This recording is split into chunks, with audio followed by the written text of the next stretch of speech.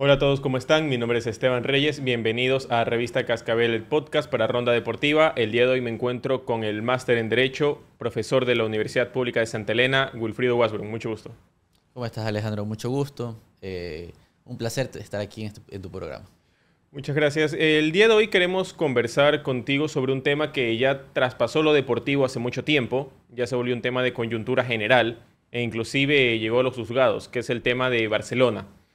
¿Cómo nos puedes comentar respecto a qué origina todo este problema? ¿Qué incumplimiento hubo que terminó derivando en todas estas acciones de protección, reclamos y comunicados de prensa y todo lo que hay? Bueno, efectivamente, veo que gran parte del problema que ha existido es con respecto a un trámite administrativo del Ministerio del Deporte, ¿no? Un trámite administrativo del Ministerio del Deporte que el Ministerio lo califica como un acto de simple administración, ¿no? Quiere decir, yo hice un trámite, me rechazaron porque hubo una observación, me lo devolvieron, ¿no? Y de esto de aquí Barcelona arma una acción de protección. Ahí la discusión es si el trámite administrativo, que en este caso es el registro de la directiva, era suficiente para que se arme una acción de protección y esto sea conocido por la justicia constitucional, o si por su parte tenía que ser conocido por lo que es la vía administrativa, que en mi criterio sería lo idóneo. Claro, en este caso, Barcelona incumplió con un documento o el ministerio rechazó algún documento que envió y en lugar de subsanar, el equipo terminó yéndose por otra vía. Perfecto, sí, efectivamente. El trámite administrativo en este caso era el registro de la directiva, ¿no? El Ministerio del Deporte lo rechaza. Se argumenta por parte de Barcelona que ellos no motivan por qué están rechazando este documento, ¿no? Sino que simplemente dicen este documento ha sido observado o está ausente y por lo tanto no podemos dar paso al trámite, ¿no? Sin embargo, Barcelona argumenta de que eso sería una vulneración a su derecho a la seguridad jurídica y a la debida motivación que debe existir en toda resolución de autoridad pública. Por su parte, en cambio, el Ministerio del Deporte dice no. Este documento es un documento de simple administración. Te estoy observando un trámite, ¿no? Cuando vas a hacer un trámite registral, cuando vas a hacer un trámite notarial, ¿no? Te pueden observar de que te falta algún requisito, ¿no? Pero es un acto de simple comunicación para que puedas completar y puedas continuar, ¿no? Ese es el argumento por la parte del ministerio. En este caso, ya una vez que Barcelona decidió tomar la vía judicial y no siguió las acciones por medio del, por la vía del ministerio, por la vía administrativa, sino que se fue con las acciones de protección, se presentaron dos. En la primera hubo una medida cautelar que le impedía al ministerio pronunciarse acerca del caso de Barcelona. Y en la segunda, la jueza resuelve que tiene que ser inscrita la directiva. ¿Qué tiene que hacer el ministerio en este momento al tener dos órdenes? Ambos de jueces del mismo nivel. Ambas acciones de protección. ¿Qué le procede al ministerio seguir? Bueno, efectivamente ahí vamos a ver el tema de la discusión con respecto a... Actualmente hay una crítica muy grande con el tema del derecho constitucional y las acciones de protección, ¿no? Hay un abuso que es notorio, ¿no?, de estas acciones de protección. A partir de la Constitución del 2008 se da paso, ¿no?, a que se pueda utilizar la acción de protección y si bien tiene un origen de protección de derechos fundamentales, actualmente se utiliza para muchas cosas, ¿no? Y ya ha perdido muchas veces su origen, ¿no?, que es esta protección. Entonces, en base a esto, se propone una acción en la unidad judicial de flagrancia de Guayaquil, que es la que está ubicada en el sur, ¿no? Y por otra parte, luego viene una acción posterior en Yaguachi. Ahora, ¿qué es lo que sucede? Finalmente, pesaría la sentencia que ya resuelve el asunto. En este caso debería pesar la sentencia de la jueza de Yaguachi, ¿no?, porque es la que está resolviendo. Sin embargo, revisando la sentencia, no expresamente no se revoca como tal la medida cautelar, ¿no? Tendríamos que entender que tácitamente se está revocando la medida cautelar porque te estoy ordenando algo que es contrariamente a lo dispuesto por el juez en la unidad de Guayaquil. Entonces, en ese caso, lo que al ministerio le correspondería es seguir la sentencia dictaminada por la jueza en Yaguachi, pero desde el ministerio se ha dicho de que no se puede seguir esa sentencia por irse en contra del derecho, en contra de las leyes. ¿No está cayendo el ministerio en un caso de fraude judicial, de fraude procesal por no cumplir con la sentencia? Bueno, ahí efectivamente está cayendo, ¿no?, en lo que es el incumplimiento de sentencia constitucional, que puede llevarse una acción aparte, ¿no?, por incumplimiento de sentencia. Además, se están exponiendo también el ministerio, el ministro, los funcionarios, ¿no?, a que se lo sancione por el cumplimiento, inclusive que puede ser sancionado con destitución. ¿Qué es lo que sucede aquí? Efectivamente, el Ministerio del Deporte no tiene la atribución para valorar un acto que ya ha sido resuelto por la justicia ordinaria, ¿no? En derecho se conoce que si tú tienes un acto administrativo y este acto administrativo pasa a ser conocido por la justicia ordinaria, constitucional en este caso, ya se pierde la capacidad del ente administrativo de poder resolver. Entonces, en este caso, el ministerio ya no tiene opinión como tal para poder resolver este tema, sino que le toca solamente continuar con lo dispuesto por, en este caso, el juez de primer nivel. Claro, en este caso, ya el ministerio se está negando a inscribir en la directiva. Sacan sus argumentos de que no les parece legal lo que se realizó por medio. Hay una apelación de por medio, porque siempre las instituciones públicas están obligadas a apelar. Pero, ¿qué sucede si en la apelación sale a favor del ministerio y de la Procuraduría General del Estado? ¿Qué pasa con todo lo que se firmó o con todo lo que los contratos, con todos los trámites que hizo Barcelona en ese tiempo con la directiva, que aún no está reconocida, pero que ya está tomando funciones como si lo estuviera? Perfecto. Bueno, en este caso es una cuestión más que todo que está todavía en discusión un poco doctrinaria, ¿no? El tema de qué sucede con una sentencia que en un tiempo estuvo vigente y luego viene una apelación, ¿no? ¿Qué es lo que sucede en justicia ordinaria? Pues lo común es que tú tienes una resolución, ¿no? Y esa resolución es apelada. Las apelaciones, por lo general, se otorgan con efecto suspensivo. O sea, quiere decir que lo que se resolvió en primer nivel no se va a ejecutar hasta que lo resuelva el tribunal.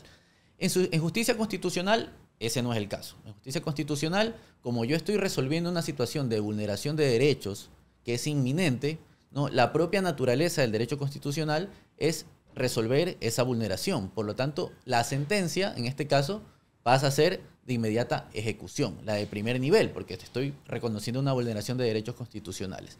Por lo tanto, bajo esa premisa, la sentencia de primer nivel tiene una validez jurídica en el sistema. Mientras haya existido y no haya sido revocada, tiene una validez jurídica en el sistema durante el tiempo que existió. Y todos los actos que se hayan hecho en relación a esa sentencia de primer nivel serían totalmente válidos.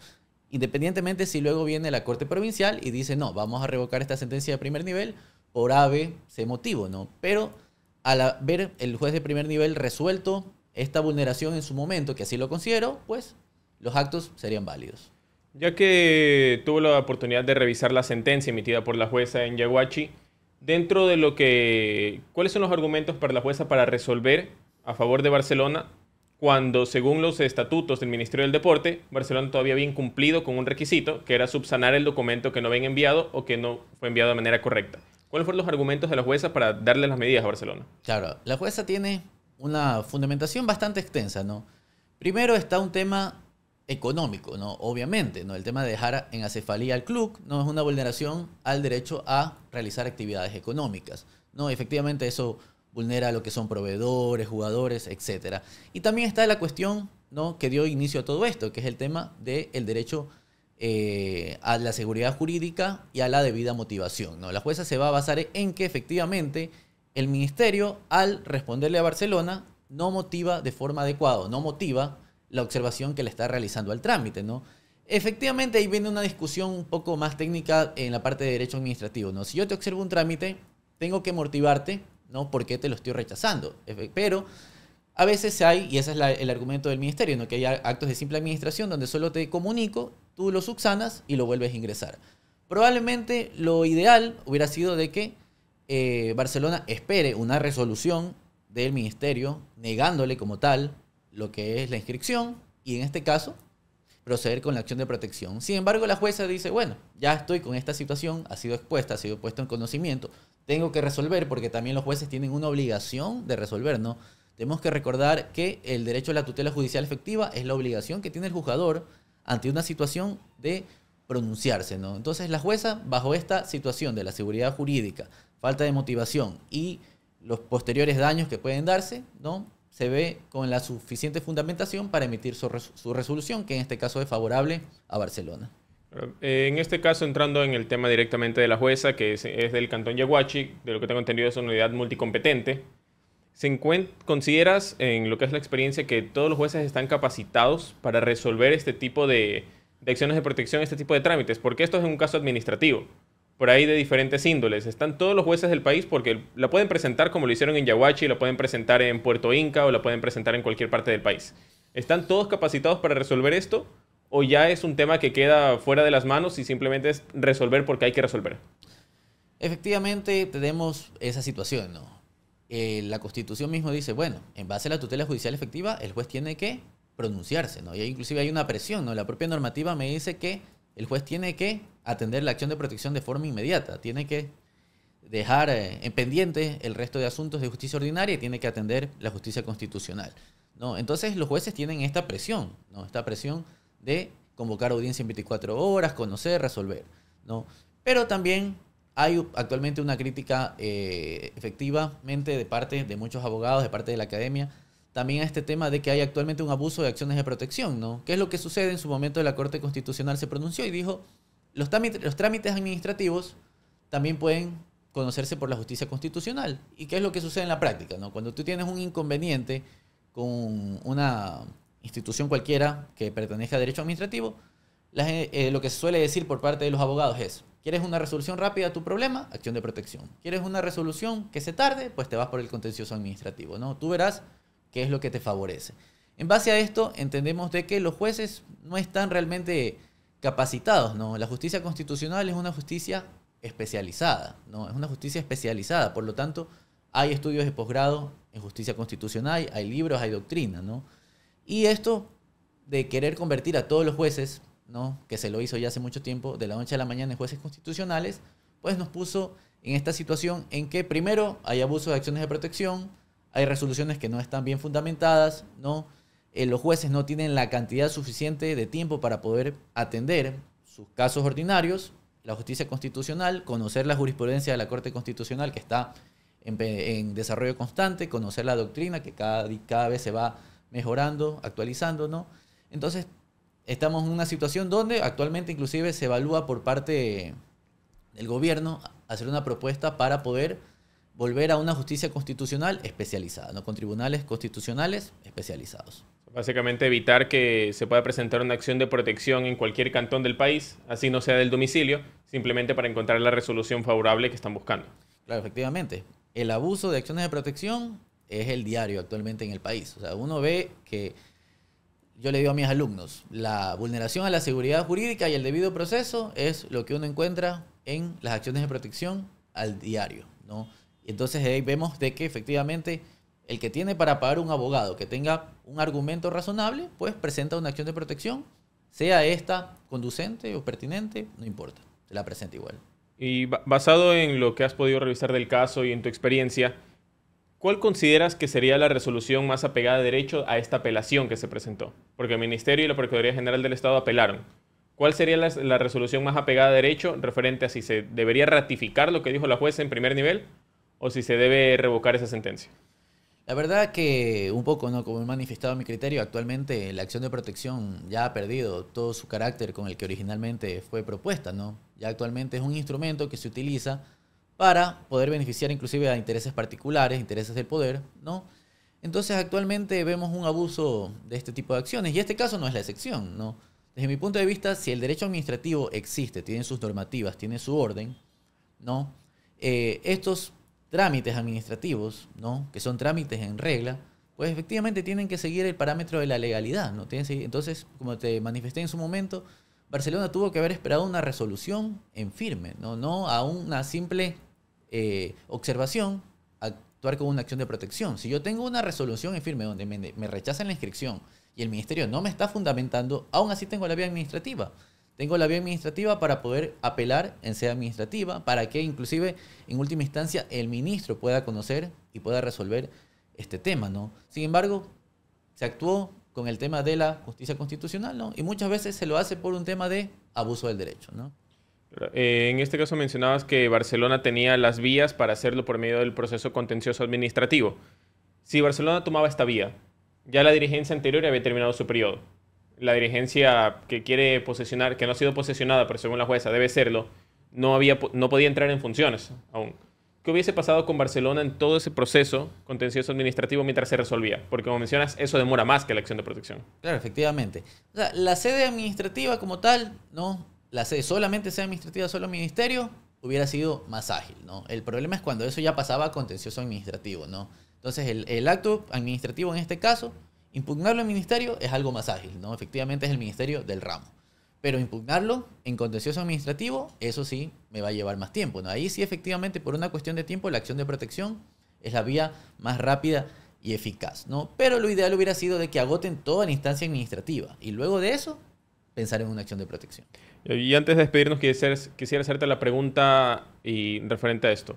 Barcelona, el día que se presentó la primera acción de protección, la que se quedaron las medidas cautelares en teoría en el aire, aunque de manera tácita ya deberían haber sido desechadas por la resolución de la jueza, Barcelona empezó a anunciar fichajes, que ya se habían firmado contratos con jugadores, con el aval de la dirigencia que estaba tratando de entrar, solo cuando se habían aplicado la primera acción de protección.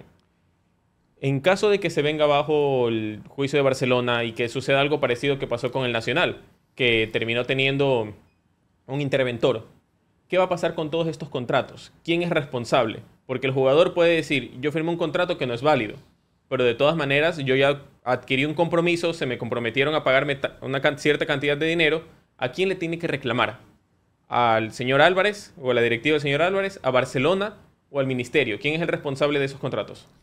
Bueno, lo ideal para poder un poco zanjar esta situación que se ha creado es que efectivamente se mantenga, en este caso, lo dispuesto por la jueza de Yaguachi. O sea, la directiva que ha sido inscrita en base a esta sentencia emitida por la jueza del Cantón Yaguachi, que eso se mantenga como un acto que en su momento fue válido dentro del sistema jurídico y eso se respete. Entonces los actos se respeten durante el tiempo en el cual esa resolución estuvo vigente.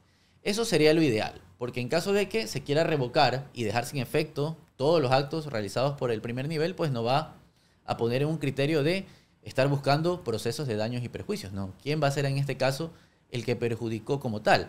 Ahí tendríamos otra situación, ¿no? De que, claro, si viene la Corte Provincial revoca y va a indicar la nulidad de todos los contratos, va a aparecer daños y perjuicios posteriores, habría que primero determinarlos, ¿no? Pero, obviamente, ahí tenemos que también recordar de que el Código Orgánico de la Función Judicial prevé el principio de responsabilidad, ¿no? En este caso se podría buscar una responsabilidad contra la jueza, porque es la que con su decisión ocasiona estos daños y perjuicios, ¿no? Es decir, cualquier juicio de daños y perjuicios que reciba Barcelona por parte de sus jugadores, Barcelona podría aplicar una especie de derecho de repetición, que no sería propiamente dicho porque eso lo aplica el Estado, en contra de la jueza, que fue la que los autorizó a que pudieran realizar ese tipo de acciones. Realmente ahí el que resolvería esta situación, pues sería directamente el propio Estado, ¿no? Finalmente el que va a responder por daños y perjuicios sería el Estado, entonces en este caso el Estado es el que le corresponde como tal, ¿no? Y bueno, también quienes se sientan perjudicados por esta situación, ¿no? Obviamente luego de eso podrán salir otras visiones porque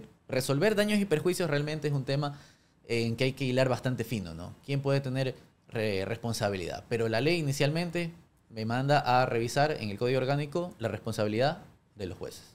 Directamente sería en este caso con los jueces, en caso de que se resuelva de manera favorable al Ministerio del Deporte y en contra de Barcelona, que quedaría en una situación de acefalía hasta no ser declarado un interventor dentro del equipo. Claro. Yo lo que considero que va a suceder, porque efectivamente aquí en Ecuador, en la práctica se da cuenta de que no somos un poco reacios, ¿no? En el tema de sancionar, ¿no? Y más que todo sancionar a jueces, ¿no? ¿Qué es lo que va a suceder? Que van a resolver en el tribunal, ¿no? En la apelación va a resolver el tribunal, pero va a dejar vigente los actos que se hayan realizado en base a lo que la jueza de Yaguachi haya resuelto, ¿no? En este caso la inscripción, ¿no? Un poco porque somos reacios a esto, uno se topa con esa situación, ¿no? De que se resuelve, pero los actos, la primera situación se deja válida, ¿no? Es lo más probable porque si vamos al tema de querer anular todo, va a ser un problema de daños y perjuicios que puede tomar más años aún.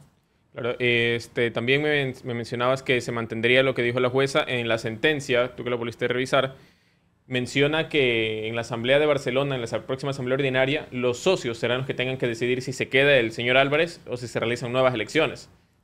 ¿Tenía la jueza la potestad para hacer esto, para ordenar algo dentro de la democracia interna del equipo? Efectivamente, eso fue parte de la petición que hizo en este caso el accionante, ¿no? El accionante, a diferencia de la acción de protección que se propuso acá en la unidad sur de Guayaquil, ¿no? El accionante en Yaguachi propone eso, ¿no? Propone el registro de la directiva y además el tema de que se celebren unas nuevas elecciones. Sin embargo, la jueza, ella conoce, ¿no? El tema de que no puede disponer esto. Y la verdad es que lo deja facultativo a la Asamblea General. Realmente no es una orden como tal, es ustedes manifiéstense como Asamblea General sobre esta situación. Y punto. Realmente no es una orden como tal, es solamente pónganse en conocimiento como un punto del día de una Asamblea General. Entendido. Wilfrido, te agradezco bastante por haber venido el día de hoy y que nos hayas aclarado un poquito toda la situación que ha venido haciéndose cada vez más grande con respecto al equipo de Barcelona. Muchas gracias. Muchas gracias a ti. Un gusto haber estado en tu programa. Eso fue todo de nuestra parte el día de hoy. Recuerden, mi nombre es Esteban Reyes. Estamos en Revista Cascabel, el podcast para Ronda Deportiva. Hasta luego.